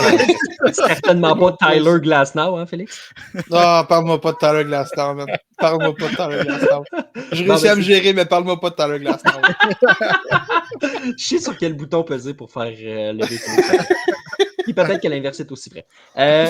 Félix, de ton côté, les Cy Young, tu y vas comment? Je vais y aller dans la nationale. Je pense que c'est ma prédiction de l'heure individuelle préférée. Je pense que je la répète à tout le monde depuis 3 semaines. Je vais le répéter encore une fois. Je vais toujours avoir le même bonheur de la répéter. Je pense que Michael King, on sous-estime. L'année passée, ce gars-là a connu une saison exceptionnelle à San Diego. Comme première saison complète comme partant dans les majeurs et a été complètement dominant. Et là, arrive dans une année où est-ce qu'il va se battre pour un contrat, bien joueur autonome au terme de la saison. C'est quand même, on parlait de Vlad tantôt comme quoi c'est un bon incitatif pour avoir une saison de MVP. Ça aussi, c'est quand même un bon incitatif pour avoir une saison Cy Young. Je pense que ses tirs sont incroyables. Puis tu le regardes, ce gars-là a clairement appris de Corey Kluber quand les deux se sont côtoyés avec les Yankees. Puis Michael King est le premier à le dire. Corey Kluber, il a après tout appris. Puis c'est quasiment une copie conforme de Corey Kluber. Puis si je me trompe, les boys, je pense que Corey Kluber a quand même eu une coupe de bonne saison, gagné le Cy Young. Il n'a pas été mauvais, je pense, au milieu des années 2010. Fait que je vais y aller avec Michael King pour ça. Dans l'américaine, je vais y aller avec une reprise de l'an passé, Tarik Skubal, qui est tellement dans une classe à part. Puis c'est surtout que je ne vois pas énormément une tonne d'autres candidats vraiment être menacés Skubal, dans le sens où il est clairement le meilleur lanceur. Peut-être que si Garrett Cole avait été en santé, peut-être que si Garrett Crochet avait moins de points d'interrogation au niveau de sa capacité à endurer une bonne charge de travail. Mais en ce moment, j'ai l'impression que Skubal est le seul vrai prétendant à ce titre-là, dans le sens où je ne vois pas où est sa compétition. Peut-être à Seattle, on a une couple de bons lanceurs à Seattle, un Logan Gilbert, un George Kirby ou quoi que ce soit. George Kirby qui était bon choix l'an passé d'ailleurs et ça n'a pas très bien fini. Fait j'espère que cette année, je vais porter moins malchance à Skubal. Je pense que ce gars-là est tellement talentueux. On l'a vu l'an passé. Puis les Tigers l'année passée, on s'est rendu en série grâce à Skubal. Et je pense que ça va être encore le cas cette année. Tu as raison de mentionner que de gagner un Cy Young, ça peut t'aider à avoir un beau contrat. Là. Blake Snell, il l'a vraiment expérimenté là, avec sa saison à San Diego, son contrat à San Francisco. Ça s'est bien passé. Mais pas assez pour Kevin Cash de le garder en série mondiale, par exemple. Non. Hey, pas. Troisième tour au bâton. Troisième tour au bâton. Les génies. Les génies, John, les génies. Excuse-moi, c'est les petits génies. Je veux juste que ce soit clair. On ne veut pas leur manquer de respect quand même. Si tantôt Félix il s'en retenait, là, si vous me partez là-dessus, on ne va pas sortir de là. Non. Écoute, comme une tondeuse au printemps. Pas besoin de mettre de choke. Pop, tes choix pour le Cy Young. Mais écoute, pour l'américaine, je vais faire vite parce que Félix m'a un peu spoil là-dessus. Je vais avec Tarik Skubal. C'est son Cy Young à perdre pour 2025. Au moins, moi, je peux me dire au moins que j'ai porté chance parce que j'ai callé Tarik Skubal gagnant de Cy Young l'année passée pour l'américaine. Du côté de Seattle, je vois le potentiel, mais on dirait que Seattle ont comme un bon club de deuxième lanceur dans une rotation. Tu sais, George Kirby, Logan Gilbert, puis tout ça, Brian Wu, on dirait que c'est comme 3 deuxièmes lanceurs, puis il n'y a pas vraiment d'as potentiel démarqué. Fait que pour moi, Tarik Skubal, c'est son Cy Young à perdre, c'est lui le favori, puis il va l'être jusqu'à ce qu'il se plante ou il se blesse parce que c'est un lanceur au baseball que veux-tu. Dans la nationale, je me dis enfin, si Chris Sale a enfin eu un Cy Young, enfin Zach Wheeler va en avoir un lui aussi du côté de Philadelphie. Je pense que dans la nationale, à part Paul Skeens, qui est comme vu le choix sexy et facile un peu, ce gars-là est peut-être le gars le plus solidement ancré pour enfin avoir un Cy Young, un peu comme Fernando Tatis Jr. pour le MVP. Ça va passer par Philadelphie. Philadelphie, ils ont un corps vieillissant qui est capable de produire en attaque, mais ça va prendre toute une rotation de lanceurs pour les amener au prochain niveau. Puis ça passe par Zach Wheeler. Puis si on est capable d'avoir 180-200 manches comme il est capable de faire, la course au Cy Young est vraiment ouverte du côté de la nationale pour ça. Zach Wheeler aurait été mon choix s'il n'y avait pas un gars qui lançait de l'autre bord en Pennsylvanie. Je vois pas comment on peut ne pas mettre Paul Skeens. Juste, l'avez-vous vu lancer? Là? Je pense que c'est la base de mon argumentaire. Je ne m'attends pas. Tantôt, on parlait de la fameuse gang de la deuxième année. Je ne m'attends pas à ce que ça frappe Paul Skeens. Aujourd'hui, on l'a vu lancer 7 belles manches de travail, pas de points mérités. C'est un lanceur qui est dans une classe vraiment à part, puis je pense pas qu'il va ralentir. Donc, j'ai pas des choix sexy dans la nationale. En fait, j'ai pas des choix difficiles dans la nationale. Là. Otani, Paul Skeens, mais je pense que ces gars-là sont vraiment meilleurs que les autres et que ça va paraître. Dans l'américaine, c'est un nom que vous avez répété, les boys, dans les 5 dernières minutes à plusieurs reprises. Moi, j'ai Logan Gilbert. Je le vois plus que comme un deuxième lanceur dans une rotation. Puis je pense justement que le fait qu'il y a tellement de bons lanceurs à Seattle, ça va relever un petit peu le groupe au complet.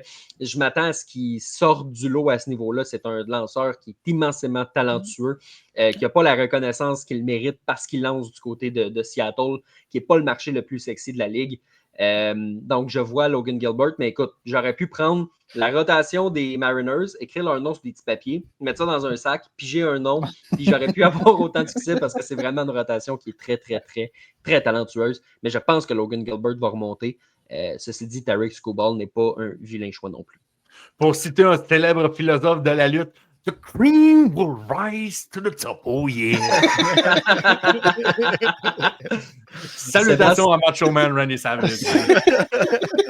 Sébastien, nomme le timing, on va découper ça. Oui, c'est bon. Gérant de l'année dans les deux ligues. Du côté de la Ligue américaine, j'ai décidé d'y aller avec Mark Coetzee. Je m'attends à ce que les Aces de Sacramento aient une meilleure saison qu'on pense. Je ne sais pas jusqu'à quel point ils vont faire les séries, mais je pense qu'on va s'en approcher. On est en train de se rendre compte, ceci étant dit, que la balle, elle voyage très, très bien. Fait que ça va prendre des frappeurs si tu veux gagner des matchs à domicile. Là. C'est ça, jouer dans un petit stade des mineurs. Mais néanmoins, je ne change pas ma prédiction. Là. Je pense que Mike Coetzee peut faire quelque chose avec ce club-là. Et de l'autre côté, je m'en vais chez les Reds. Terry Francona. Je m'attends à ce qu'il y ait un impact peut-être similaire à ce que Bruce Bochy a pu avoir quand il est sorti de sa retraite pour aller diriger les Rangers. Je ne suis pas en train de dire que les Reds vont gagner la Série mondiale demain matin, ceci étant dit, mais je pense qu'il peut vraiment amener le club à un autre niveau. Je pense qu'il peut avoir un bel impact sur Eli de la Cruz. Tu sais, si Terry Francona lui donne un bâton torpille, là, c'est comme ça donne des matchs de 7 points produits. Là, mais non, je pense que le vieux routier va faire la différence à ce niveau-là du côté de Cincinnati. Sébastien, de ton côté, que vois-tu dans ta boule de cristal? Ben, dans la nationale, je reste dans la centrale. Je vais y aller avec Craig Counsell. On n'est pas allé le chercher pour ses beaux yeux, on est allé le chercher pour gagner. Puis du côté des Cubs, il faut quand même, si on ne gagne pas, il faut quand même passer au prochain niveau parce qu'on est allé chercher Kyle Tucker. Il n'y a aucune garantie qu'on va le revoir pour les prochaines saisons. Donc, on doit remporter la division. On doit quand même faire un bon bout de chemin en séries éliminatoires et ça va passer, entre autres, par Craig Counsell. Maintenant, dans l'américaine, j'y vais avec AJ Hinch, qui pour moi, si ce n'est pas le meilleur gérant de l'américaine, je ne sais pas c'est qui. Chose certaine, ce n'est pas Aaron Boone. Mais. John Schneider? Non plus. Et pour la hiérarchie, là, je place Boone devant Schneider. Donc, merci du complément d'information. Oui, ça fait plaisir, c'est gratuit. Donc, je pense que Hinch, ce qu'il est capable de faire avec cette équipe-là, ce qu'il a fait en deuxième moitié de saison l'an dernier avec un club qu'on n'attendait pas, sa gestion des lanceurs, sa gestion des jeunes joueurs, c'est vraiment incroyable. On le sait ce qu'il a fait avec les Astros. Oui, il y a eu la séquence de tricherie, mais on voit vraiment à quel point c'est un bon gérant dans le baseball majeur et il va le prouver encore cette saison. Félix, de ton côté, comment tu vois ça? Moi, je trouve ça plate parce que j'aime vraiment ça, être pas d'accord avec toi, mais Mark Coetzee, c'est mon choix aussi. Je pense que les A's vont être meilleurs qu'on pense cette année. Pas un grand début de saison quand même à Sacramento, parce que oui, je ne m'empêcherai pas de dire Sacramento, même si l'équipe ne veut pas que je dise Sacramento. C'est un gros, ça. Ils ne m'empêcheront pas de dire Sacramento. C'est là qu'ils jouent. Ouais, j'essaie. Remets devant chez tes parents en ce moment même. Là, il faut pas dire ça. Mais non, je pense que les A's vont avoir une belle saison. Je pense qu'on a une équipe qui est sous-estimée. On a investi dans cette équipe-là. Et si on peut arrêter d'échanger nos bons joueurs comme Esteury Ruiz aux Dodgers pour une poignée de peanuts, ça aiderait. Mais je pense quand même que les A's ont le talent pour être l'équipe qui va surprendre cette année, être dans la course aux séries jusqu'à la toute fin. Je pense qu'on ne se rendra pas pour les mêmes raisons que les Blue Jays un peu. Je pense que c'est tellement difficile de se rendre, mais je pense qu'on va être dans la course jusqu'à la toute fin. Et dans la nationale, je vais avec Torey Lovullo. Je pense que les Diamondbacks sont une excellente équipe. Je pense qu'on le voit depuis le début de la saison. Il y a 2 ans, on a adopté la mentalité des answer backs, comme on fait tout le temps des remontées et tout. Puis l'an passé, on a eu une première moitié de saison vraiment difficile en Arizona. Mais la deuxième moitié de saison, si on n'était pas la meilleure équipe des majors, on était certainement parmi les meilleurs. On a eu la meilleure offensive des majeurs l'an passé et de très loin en Arizona. Les gens oublient probablement ça, mais surtout en deuxième moitié de saison, quand Corbin Carroll s'est mis à frapper, Eugenio Suarez s'est mis à frapper, Ketel Marte qui est toujours aussi sous-estimé. On a beaucoup trop de talent en Arizona, puis je pense que gagner la division, ça va être difficile, mais je ne serais pas surpris que les Diamondbacks soient la deuxième meilleure équipe de la nationale, qu'on se ramasse comme équipe repêchée parce que le système de série est fait comme ça, mais on a tellement une bonne équipe en Arizona que je pense qu'on va jouer les troubles fight. Je pense que le travail de Torey Lovullo va être reconnu à ce niveau-là. Pop, on termine avec toi pour ce qui est des gérants. Pour les gérants, moi, j'y vais avec un vieux fardier, un vieux de la vieille, Bruce Bochy, du côté des Rangers du Texas. C'est plate un peu les Rangers du Texas parce que l'année passée, on dirait que le gâteau n'a pas pris, fait qu'on a comme manqué le respect à une équipe qui a gagné une série mondiale il y a à peine 2 ans, puis personne semble les prendre au sérieux maintenant. Un peu comme les Braves d'Atlanta, un peu l'année passée, qui ont Mallowson a un down year, il y a eu Ozzy Albies, Ronald Acuna Jr., Austin Riley qui ont manqué un bon chunk de la saison, mais ont quand même fait les séries, gagné 87 victoires pareilles. Je pense qu'on manque un peu de respect du côté des Rangers du Texas, puis je pense que cette année, si tout le monde reste relativement en santé, cette équipe-là va montrer le potentiel de superpuissance qu'elle a. Et dans la nationale, c'est plate à dire, mais quand les Dodgers vont battre les records des Mariners de Seattle avec 117 plus victoires, tu n'auras pas le choix de le donner à Dave Roberts. C'est dur. Moi aussi, j'ai un peu ce mauvais jugement de dire que, hey, avec une équipe de même, je pourrais être gérant aussi, puis on gagnerait la Série mondiale. La réalité est que gérer autant de talent, ça prend quelqu'un qui est capable de faire ça. C'est pas tout le monde qui est capable de gérer autant de talent dans cette équipe-là. Et quand c'est plate à dire, mais les Dodgers vont battre le record des Mariners et on n'aura pas le choix de donner ce prix-là à Dave Roberts pour la nationale.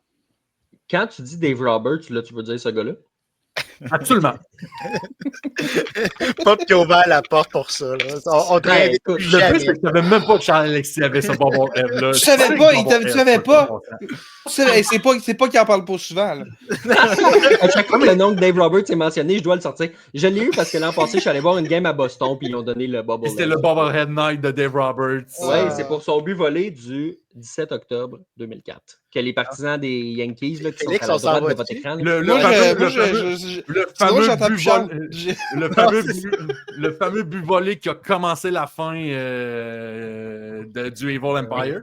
Exactement. Ah, les gars, je suis dans un tunnel, je n'entends pas. Là, je suis dans un tunnel, j'entends rien. Là. Attendez, je vais sortir du tunnel dans pas long. Là. C'est vraiment bien dit, Pop. Le but, Oui, le but volé que tout le monde savait qu'il allait arriver. Oui, c'est ça. Oui. Et pourtant, Jorge Posada ne l'a pas retiré. Non, Hey, il est long ce tunnel-là, il est vraiment long. Mais c'était un bon catcher, là, Posada. Là. On y enlève pas. Là. OK, ça répond pas. Il est peut-être vraiment dans un tunnel finalement. OK, on va se faire du fun de notre bord. Messieurs, il reste le titre de recrue de l'année. Pop, je te laisse le plaisir de commencer. Ça aurait été facile de prendre un espoir des Red Sox en début de saison parce qu'il y a tellement de potentiel, puis il y en a 3 qui auraient pu être vraiment worried de ça. Mais je suis tombé un peu en amour avec Jacob Wilson des A's de Sacramento. C'est un peu le genre de joueur que j'aime. Pas le gars qui va te faire 20 circuits. Le gars va peut-être en faire une dizaine. Mais il va frapper 300, 310. Il va peut-être pouvoir même avoir un pourcentage sur les buts de 400 ou plus. Je dis pas que c'est un Luis Arraez, mais on dirait que c'est comme un Luis Arraez 2.0 dans le sens qui est plus complet. Je pense qu'on va pouvoir ça va être vraiment une pièce du puzzle qui est un peu méconnue pour l'instant, mais je pense qu'on va apprendre à connaître ce jeune joueur-là du côté des Aces de Sacramento. Puis dans la nationale, écoute, j'aurais pu aller avec beaucoup de choix du côté de la nationale, mais écoute, pour de vrai, Charles-Alexis, j'ai un blanc de mémoire. J'ai oublié qui j'avais envoyé. Dans la nationale, tu as un lanceur qui n'a pas signé avec les Blue Jays, qui n'a pas signé avec les Padres, qui a forcé les Blue Jays à acquérir un voltigeur des Guardians trop cher payé. Oui. on dirait que je cherchais trop loin dans ma tête, mais la réponse était tellement évidente. Roki Sasaki. Pour l'instant, c'est difficile un peu. Je pense que il y a encore beaucoup de balles à faire. Puis du côté de Los Angeles, on est en train de se demander si le gars a vraiment ce qu'il faut pour performer dans un gros marché comme Los Angeles. Mais écoute, la réputation et le potentiel de Roki Sasaki n'est plus à présenter si tu suis un peu le baseball. Ça va s'améliorer durant le reste de la saison et pourquoi pas gagner un Cy Young à 21-22 ans, juste pour prouver à quel point ce que tu as fait au Japon, c'était vraiment légitime. Juste pour le fun, tu sais. Juste pour le fun. Félix, de ton côté, les recrues de l'année. Ça va être Sasaki pour moi aussi. Je pense que ce gars-là part avec une longueur d'avance de par le fait qu'on est arrivé en grande pompe et tous les yeux vont être sur les Dodgers cette année. Il va avoir plein d'opportunités d'impressionner. Et dans l'américaine, Jackson Jobe, l'année passée avec les Tigers, avec une grosse fin de saison, là, va être dans la rotation cette année. Et je pense que ça va être un autre beau morceau du casse-tête. À Détroit, on a un beau casse-tête qui est en train de se construire. Ouais. Puis je pense que Jackson Jobe va être ça va être Terry Skubal va être le gros nom, mais si Jackson Jobe peut être un gros morceau de cette rotation-là aussi avec Jack Flaherty qui est de retour, tu vas commencer à avoir un sérieux top 3 qui va commencer à faire peur pour de vrai, puis tu as d'autres bras aussi dans cette équipe-là, fait que je pense que c'est Jackson Jobe, on a beaucoup besoin de lui à Détroit, puis je pense qu'il va répondre aux attentes, je pense que ça va être cet autre morceau dans la rotation-là qui va permettre à Terry Skubal de souffler un petit peu, puis de pas avoir à être excellent à chaque départ parce qu'il y a d'autres lanceurs qui peuvent gagner des matchs. Tu sais, c'est ces gars-là qui sont là, tu as Jack Flaherty qui est revenu. Tu sais, déjà là, ça te fait comme un top 3 qui peut être vraiment intéressant. Ouais. Il y a du potentiel là, à Détroit. Là. Puis, tu sais, ils vont inévitablement aller chercher Justin Verlander à la date limite quand les Giants vont s'écouler. Ben, pourquoi pas? Et Max Scherzer, quand les Blue Jays vont être à la porte de l'élimination rendue en juillet. Oui, c'est ça. Ils vont rappeler Rick Porcello aussi. Ramenez Rick Porcello rendu là. C'est mon rêve. Bring back the band together. Sébastien, de ton côté, qu'est-ce que tu as comme recrue de l'année dans ton chapeau? Dans la nationale, je vais avec Dylan Cruz, qui on s'entend les gars, si c'est pas de Paul Skeens au repêchage de 2023, c'est Dylan Cruz qui sort au premier rang. Je ne sais pas si vous avez vu son catch contre les Jays. Son relais dans la série précédente. Défensivement, c'est extraordinaire ce qu'il fait. Oui, c'est sûr que peut-être il n'y a pas le début de saison du côté offensif de la balle jusqu'à maintenant, mais ce gars-là, si il performe à son plein potentiel, il peut certainement remporter le titre de recrue de l'année. Et du côté de l'américaine, j'y vais avec un membre des Yankees, Jason Dominguez, qui il est arrivé dans des circonstances pas faciles. On le plaçait où il fallait qu'il performe en fin de saison. S'est mis encore plus de pression en catapultant une balle au 72e deck du stade. Donc, on attendait beaucoup de Jason Dominguez. Là, il y a son poste qui est assuré. Il n'y a pas nécessairement la pression de performer parce qu'il y a des gros canons dans cette équipe-là. Donc, je pense qu'il va être capable de se développer à son plein potentiel, ce qu'on attend depuis plusieurs saisons. Mais il y a eu la pression de venir avec un avènement qui a vraiment... Tu sais, quand on t'appelle The Alien depuis 2-3 ans... Oui. Mais tu sais, en même temps, quand ta première présence au bâton se conclut avec un circuit contre Justin Verlander... Premier élan. Je m'en souviens très, très bien. Elle n'a pas franchi à peine la clôture. Oh non, ça leur tombait. Sébastien, pendant que tu faisais ta prédiction, j'ai reçu un message sur mon téléphone, c'est 2023, elle veut revoir sa prédiction. Mais...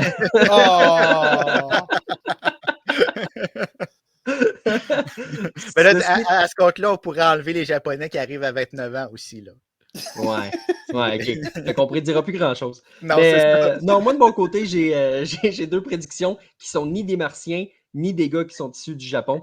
J'ai Matt Shaw du côté de la nationale chez les Cubs de Chicago qui m'a impressionné.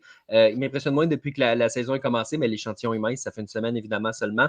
Je pense qu'il a le potentiel d'accomplir quelque chose de bien du côté des Cubs. Et de l'autre côté, j'ai quelqu'un qui n'a pas fait le club, mais j'ai Kobe Mayo chez les Orioles de Baltimore. Ceci étant dit, vous savez comme moi que ça veut dire ce que ça veut dire. Paul Skeens l'a gagné l'an passé, puis il a passé le quart de la saison à Indianapolis dans le 3A. Je ne suis pas en train de dire, évidemment, que Mayo et Paul Skeens, mais je suis en train de dire que c'est un très bon jeune qui va arriver plus tôt que tard dans le baseball majeur. On va lui faire de la place. Et avec les commentaires qu'il a fait à l'effet qu'il pense qu'il mérite sa place et qu'il ne voulait pas retourner dans le 3A, je pense qu'il va être motivé. Et je pense que ça peut faire la différence. Messieurs, avant d'aller à la période de questions, je veux juste vous mentionner que partisans des Yankees, si j'écoute Jean-Michel, vous avez gagné parce qu'il est tanné de voir mon bobblehead de Dave Roberts. Parce que j'ai un trouble de l'opposition, je vais le ressortir. Mais Charles-Alexis, l'autorité, une histoire d'amour. Ouais, c'est ça. Comme Félix. Puis, sur ça, on avait quelques petites questions qui étaient en attente. Donc, Sébastien, on pourrait aller à la période de questions. Puis, juste avant, s'il y en a qui ont des questions qu'ils veulent nous poser sur le début de saison, sur peu importe le sujet, sur les bâtons torpilles, ce qui vous interpelle en ce moment, n'hésitez pas à nous les poser là, parce que sinon, on va finir ça dans les prochaines minutes. Donc, Sébastien, allons à la période de questions.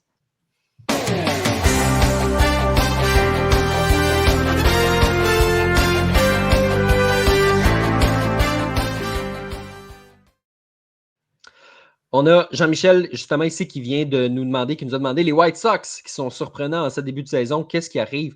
Je ne le sais pas. Il y a même quelqu'un qui a une réponse à ça. Mais c'est intéressant. C'est un club qui performe beaucoup, beaucoup plus que ce à quoi on s'attendait. Écoute, j'ai lu un tweet dans les dernières minutes. Bill Shaken qui dit qu'il y a 10 équipes dans la centrale de l'américaine et dans l'ouest de l'américaine. Et il y en a juste une qui a un run differential, donc il y a plus de points marqués que de points concédés, et c'est les White Sox de Chicago. Donc, la question est bonne, puis je vais te la lancer, Félix. Qu'est-ce qui se passe à Chicago? Cette rotation-là a appris comment lancer et ça fait du bien. Je pense qu'en ce moment, c'est ça la grosse raison des succès des White Sox. On s'est souvenu comment lancer, puis ça fait du bien. Puis je pense qu'aussi, on arrive dans une situation où toute la saison morte, ça a été « Ah, les White Sox sont tellement mauvais. Ah, les White Sox sont tellement mauvais. » À un moment donné, peut-être que la fierté des gars embarquait un peu aussi. Là, de se faire dire tout le temps que tu vas être la pire équipe de l'histoire du baseball majeur, puis tu l'as été l'année passée, mais dire tu vas être encore pire cette année, tu as échangé Garrett Crochet et tout. À un moment donné, ça a peut-être piqué les gars au vif un peu, puis le changement de gérant aussi, Will Venable, qui est venu gérer cette équipe-là. L'an passé, c'était un petit peu tout croche avec Grady Sizemore qui est arrivé un peu de nulle part pour finir l'année. Will Venable, ça fait quelques années qu'on parle de lui comme un futur gérant de qualité dans les majeurs. A pris le gros pari quand même d'aller avec les White Sox parce que c'est une bonne façon de te tirer dans le pied pour commencer ta carrière. Et à date, ça fonctionne bien. Je ne m'attends pas à ce que ça dure. Je pense que les White Sox vont être rattrapés par leur manque de talent à un moment donné. Mais on l'a vu, c'est lundi, Martin Perez qui a amené un match en point de coup. Un match parfait, je pense, en 7e manche. C'est sans bonne couche. En tout cas, il a amené ça loin. Il était bon pendant beaucoup de manches. Puis, il y avait bien des zéros sur le tableau indicateur. Fait que si la rotation réussit à être juste correcte, veux pas que tu vas arriver avec une équipe dont le plancher est déjà bien supérieur à l'année passée.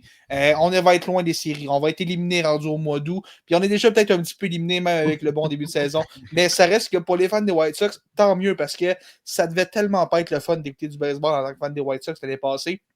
Si on peut avoir au moins quelques semaines où est-ce que l'équipe est au moins un petit peu compétitive, si on est capable de rester compétitif une bonne partie de l'année, tant mieux, parce qu'on avait besoin de ça. Puis si Will Venable est capable de juste faire en sorte que cette équipe-là est décente, sérieusement, ça va être un gros coup de chapeau à lui donner. Il ne gagnera pas gérant de l'année avec la pire fiche de l'américaine, comme je m'attends pour les White Sox, mais s'il est capable de les amener à une 60aine de victoires, sérieusement, chapeau à Will Venable pour ça.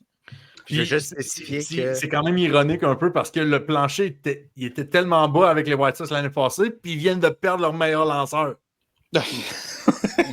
Il va savoir pourquoi. C'est inexplicable. Il faut juste rappeler que ce que tu disais, Félix, tantôt, il y a un petit génie qui a décidé qu'il fallait retirer Martin Perez après 6 manches dans un match en point de coup. Ah oui, mais on est juste au début de la saison. Les bras des gars sont pas prêts. 6 manches. 6 Mange.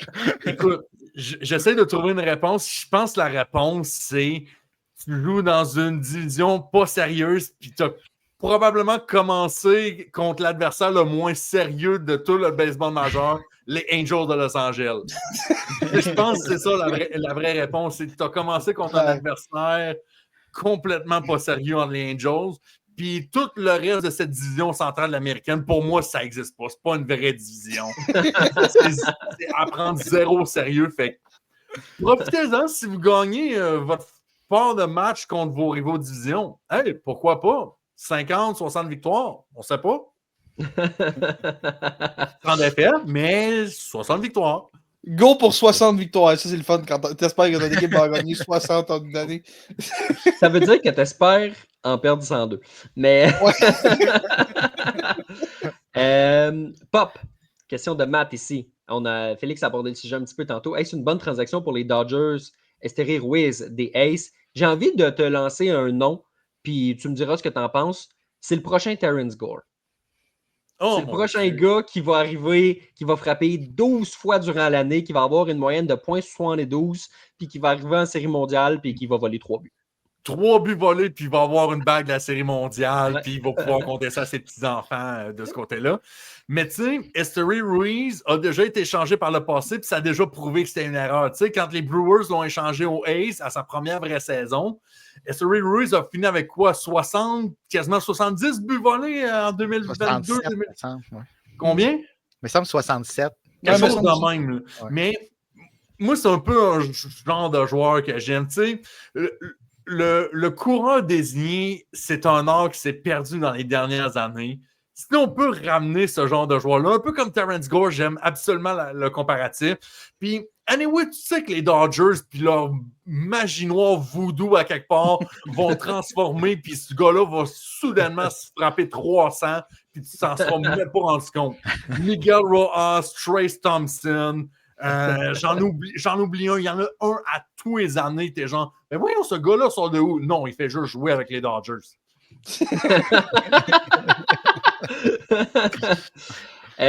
Sébastien, attends, on a un commentaire ici justement par rapport à ce que tu es en train de dire, Pop.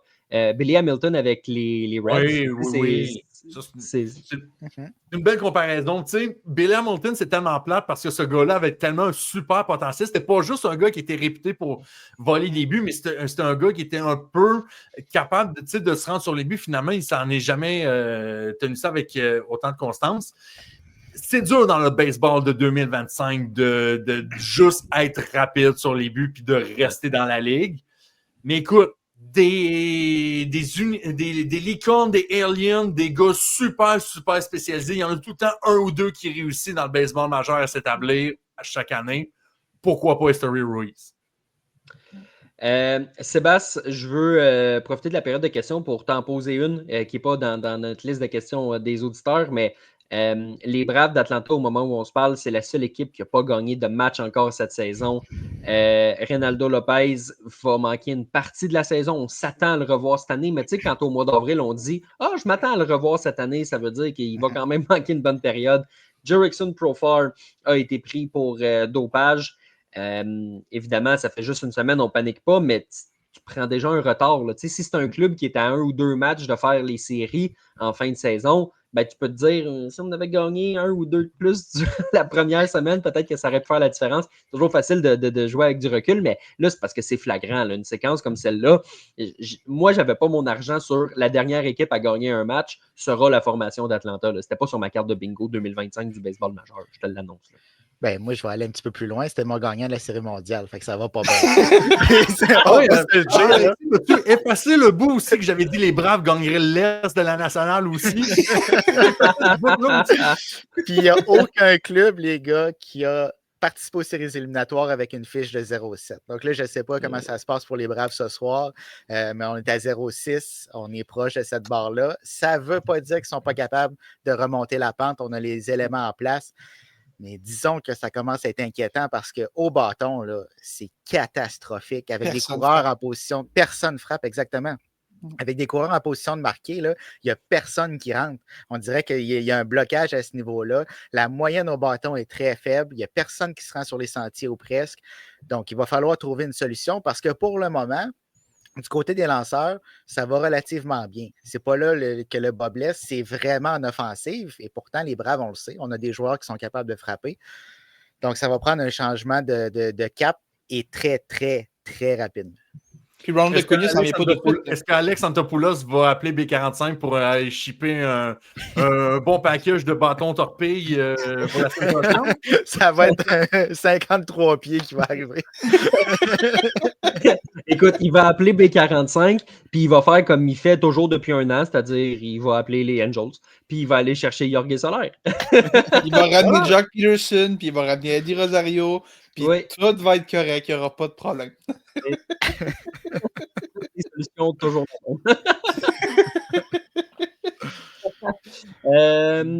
Je voulais. Ah, on a un petit commentaire de Matt là, qui répond un peu à ta question, Sébastien, ici.